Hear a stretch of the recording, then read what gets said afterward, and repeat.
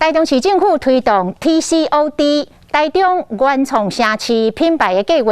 日前举办精选的活动，总共有350件作品来参加，上尾也才选出到27件，像突破到传统工法的本色漆器，也有互大家检草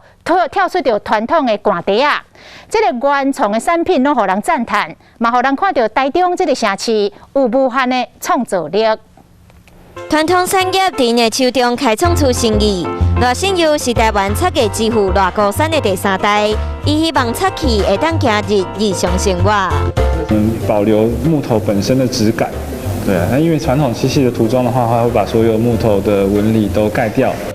看起来真有美感，是本身漆器的特色。真轻买当继续，体现高雅漆器的质感，去因高级的日本料理店来订，而且佫日选 TCOD 台中文创选品的品牌，另外互传统工艺变甲有新意的，佫有意。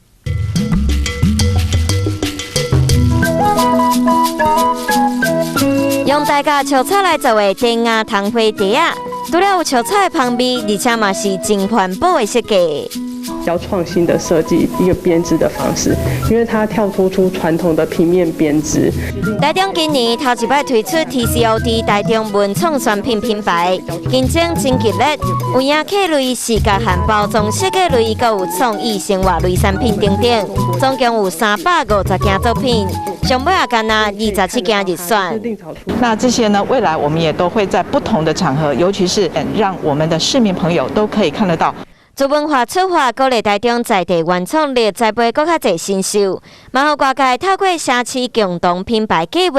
提升台中优质文创品牌和品牌形象。好，来这个。